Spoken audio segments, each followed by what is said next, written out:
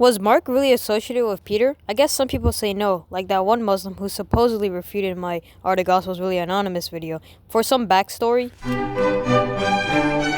there's inconsistency within the Bible, but those are for babies. Look at ugly texture, corruption, and if the apostles really offered the Gospels. Thanks for the video idea. You're welcome. I'll be glad to refute it if you plan on proving it. Alright, I made the video in my YouTube channel. The link is in the bio of my account. I'll refute it.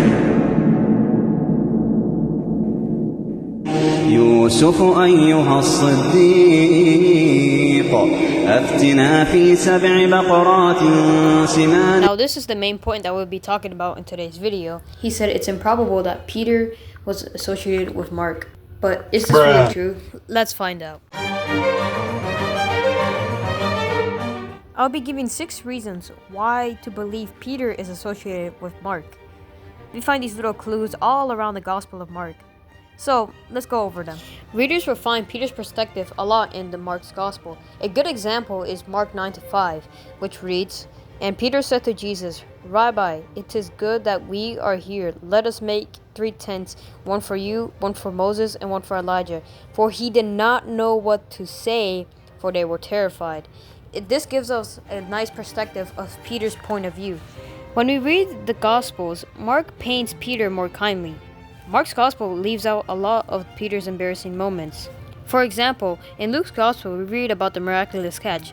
Luke paints Peter as reluctant to listen, and after this event, Peter tells Jesus to depart from him because he's a sinful man. Mark's Gospel does not even include this at all. Another example is in Matthew, which details Peter's failure when he tries to walk on water.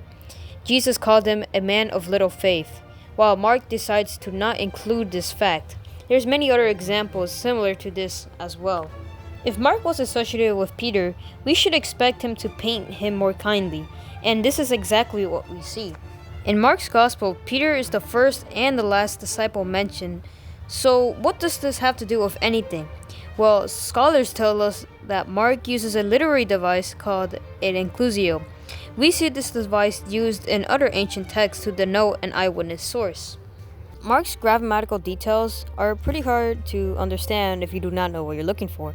So, in other words, to explain it a little more easier, in the examples I'm about to show you, the word they could have been the word we coming out of Peter's mouth, the original eyewitness. A good example of this is Mark 11:12, which reads, "On the following day, when they came from Bethany, he was hungry." There's many more examples like this, I think 21 to be exact, but in all these examples they use the word they when mentioning the disciples. Another small point that I would like to add is that Peter is mentioned the most out of all the other Gospels.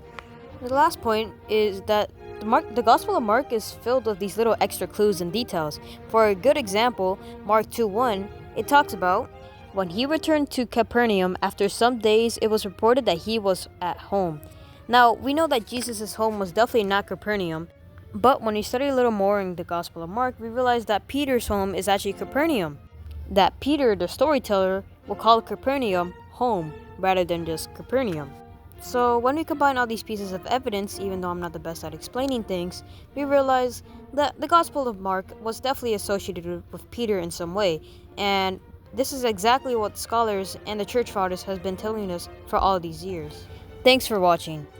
If you want to watch another video of mine, I think it should be on the screen right now, but this video took me a really long time to make, so if you liked the video, then leave a like. But if you have any comments or questions about this video, make sure to leave them in the comment section. But thank you for watching, and may God bless you. Also, I'll be talking about John 21 later in my future videos. So yeah.